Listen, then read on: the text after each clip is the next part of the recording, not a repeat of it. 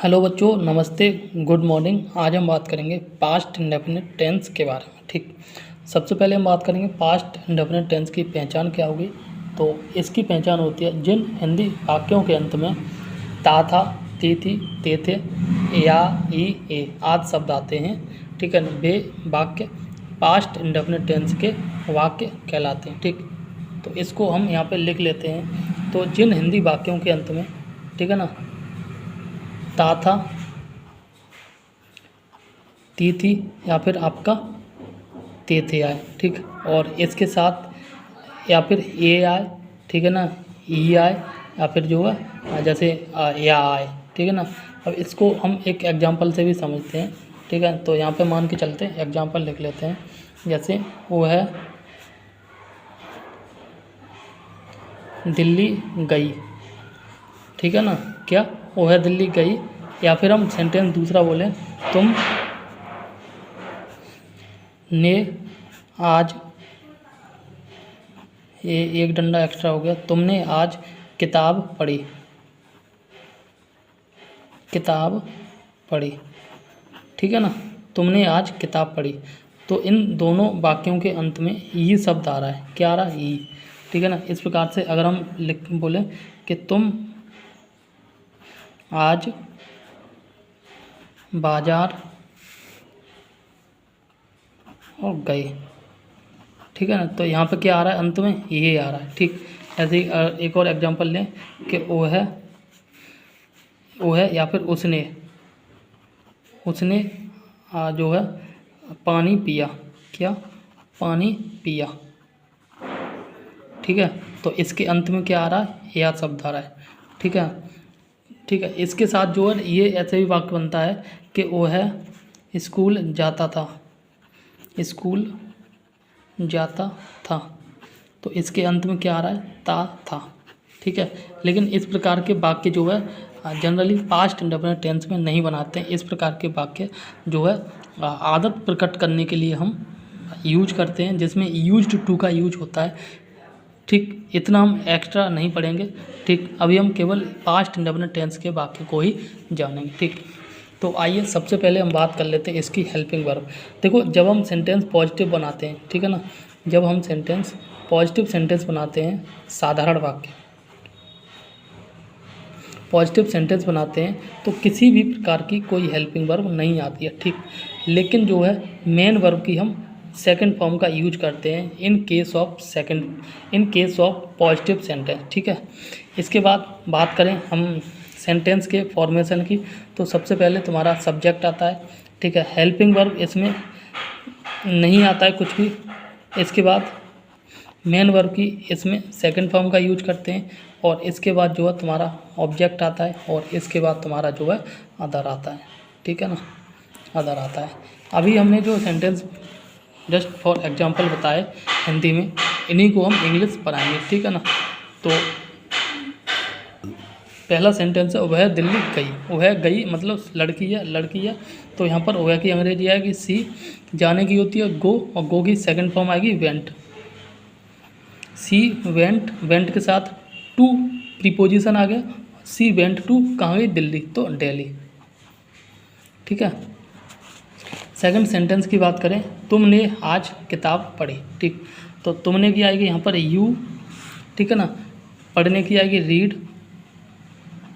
Read की first form, second form और third form, तीनों फॉर्म सेम होती है, रीड। ठीक है, यू रीड क्या पढ़ी? किताब, तो यू रीड बुक। बुक कब पढ़ी? आज। ठीक है ना, तो ये हो गया तुम्हारा टुडे। इसी प्रकार से नेक्स्ट सेंटेंस है, तुम आज बाजार गए। तो तुम की यू, जाने की वेंट, यानी कि गो की second form went, to preposition आ गई, मार्केट कहाँ गए? आज। बाजार गए, कब गए? आज, तो आज की होगी टुडे। ठीक है, आगे बात करें, वो है या उसने पानी पिया, तो ये हो जाएगा ही। ठीक है ना, और पीने की ड्रिंक, ड्रिंक ड्रैंक और ड्रंक। ठीक है ना, तो पीने की सेकंड फॉर्म का यूज करेंगे ड्रिंक ड्रैंक, DRANK, और पानी की अंग्रेजी वाटर। ठीक, इसी प्रकार से नेक्स्ट सेंटेंस हो जाएगा, वह स्कूल जाता था। ठीक है ना। तो इसको हम नहीं बनाएंगे क्योंकि ये जो सेंटेंस है ये जनरली आदत प्रकट करने के लिए जो यूज होता है, ठीक है ना। वैसे चाहे तो बना सकते हैं ही जाने की जो है second form went to school. इस सेंटेंस को दूसरे तरीके से भी बना सकते हैं, ही यूज्ड टू, ठीक है ना, गो टू स्कूल, ऐसे भी बना सकते हैं इस सेंटेंस को। अब हम बात करेंगे नेगेटिव सेंटेंस के बारे में, ठीक। नेगेटिव सेंटेंस के रूल्स क्या हैं और इस सेंटेंस को जो है बनाएंगे कैसे, ठीक है। तो इसमें जो है नहीं शब्द के लिए, नहीं के लिए, ठीक है ना, डिड नॉट का यूज करते हैं, डिड नॉट का यूज करते हैं, ठीक है। और ये दोनों प्रकार के सेंटेंस के साथ, दोनों प्रकार के वाक्यों के साथ, ठीक है ना। दोनों प्रकार से मतलब है सेंटेंस या एक वचन हो, सेंटेंस या फिर जो है बहुवचन हो, बहुवचन हो, ठीक है ना। नॉट के लिए डिड नॉट का यूज करते हैं, ठीक, नहीं के लिए। और इसके अगर हम बात करें हेल्पिंग वर्ब के रूप में ये डिड नॉट का यूज करते हैं, ठीक है ना, डिड नॉट का यूज करते हैं दोनों प्रकार के सेंटेंस के साथ, और अभी हम बता भी चुके हैं, ठीक। और इसमें जो मेन वर्ब की फर्स्ट फॉर्म का यूज करते हैं, क्या, मेन वर्ब की फर्स्ट फॉर्म का यूज करते हैं, ठीक है। अब हम बात कर लेंगे सेंटेंस के फॉर्मेशन के बारे में। तो सेंटेंस का जो फॉर्मेशन होता है तो वो सबसे पहले आएगा तुम्हारा सब्जेक्ट, ठीक है, इसके बाद हेल्पिंग वर्ब, इसके बाद जो है आपका मेन वर्ब। हेल्पिंग वर्ब क्या आएगी यहाँ पर, डिड नॉट का यूज करेंगे बोथ टाइप ऑफ सेंटेंस, ठीक है। इसके बाद मेन वर्ब की हम यूज करेंगे फर्स्ट फॉर्म का यूज, ठीक है ना। इसके बाद जो है तुम्हारा ऑब्जेक्ट का यूज होगा और इसके बाद अंत में जो है अदर का यूज होगा, ठीक। इसका एग्जाम्पल देखते हैं, जैसे राखी ने चाय नहीं पी, राखी ने चाय नहीं पी, ठीक है ना। या फिर मान लो खिलाड़ियों ने क्रिकेट नहीं खेला, खिलाड़ियों ने क्रिकेट नहीं खेला, नहीं खेला, ठीक है। कैसे बनेगा, राखी ने चाय नहीं पी, तो ये हो गया राखी, ठीक है ना, डिड नॉट, पीने की टेक, अब यहाँ पर टेक की सेकंड फॉर्म नहीं यूज होगी, टेक ही आएगी, ठीक है ना। राखी डिड नॉट टेक और टी, ठीक। इसी प्रकार से ये बन जाएगा द प्लेयर्स, बहुत सारे खिलाड़ी हैं तो ऐसे लग जाएगा, ठीक है ना। Did not play cricket, did not play cricket. ये तुम्हारा हो गया नेगेटिव सेंटेंस। और अब हम बात करेंगे इसके इंटरोगेटिव सेंटेंस की, ठीक है। तो इंटरोगेटिव सेंटेंस में अगर हम बात करें, पहले लिख लेते हैं इंटरोगेटिव सेंटेंस, ठीक है ना।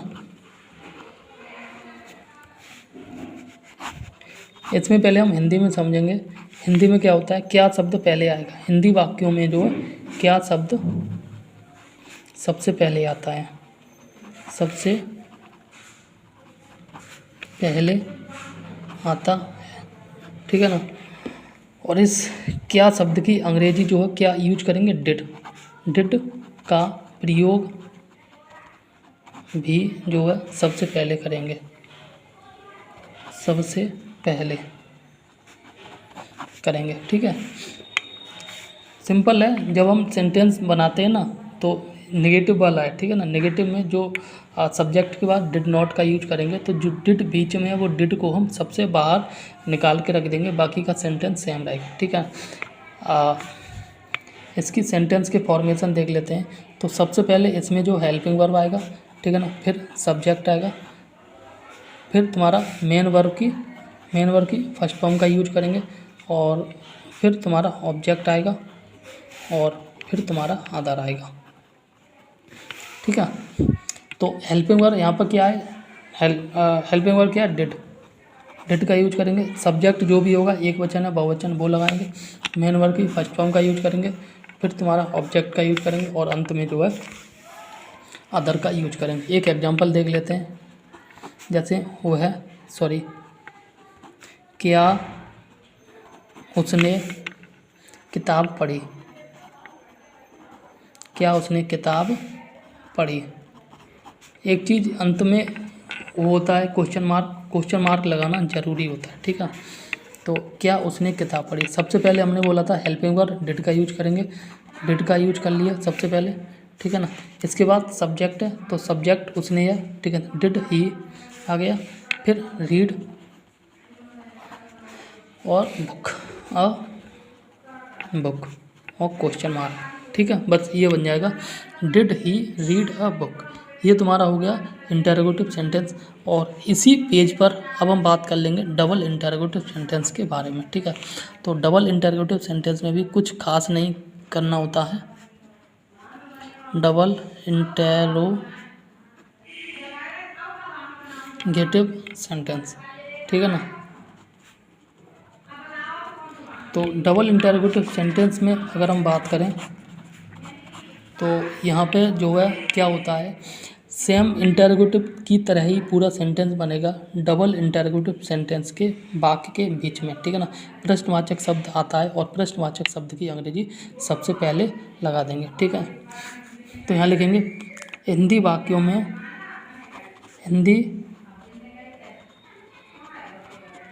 वाक्यों में प्रश्नवाचक, ठीक है ना, प्रश्नवाचक शब्द जो है वाक्य के बीच में आता है, वाक्य के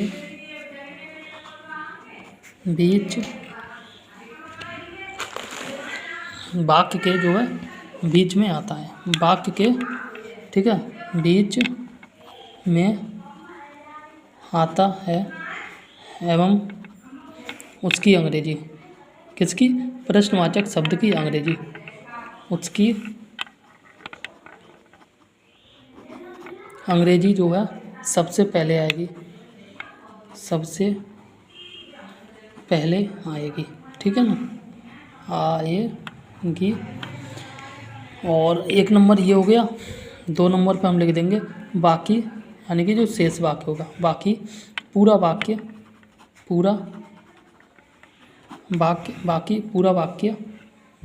इंटरोगेटिव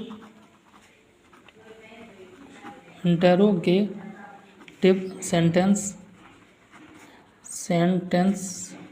के जैसा बनेगा। ठीक है, तो हम यहाँ एक एग्जांपल लेते हैं और एग्जांपल है, मान के चलते हैं,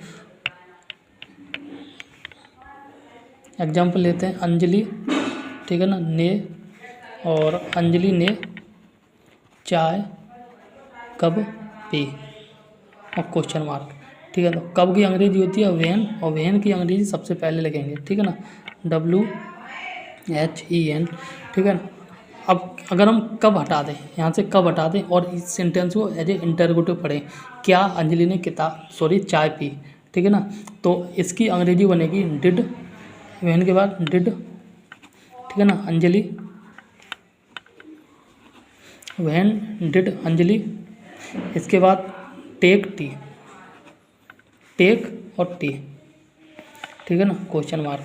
कहने का मतलब है डबल इंटरोगेटिव सेंटेंस में प्रश्नवाचक वाक्य या प्रश्नवाचक शब्द जो कब है, क्यों, कैसे, इसकी अंग्रेजी सबसे पहले आएगी। बाकी का पूरा सेंटेंस जो है हम इंटरोगेटिव की तरह बनाएंगे। ठीक है ना, तो when did Anjali take tea, इस प्रकार से जो पास्ट इंडेफिनिट के चारों प्रकार के सेंटेंस हो गए हैं। वीडियो अच्छी लगी तो प्लीज़ लाइक कर दें, दोस्तों में शेयर और चैनल को अवश्य सब्सक्राइब कर लें।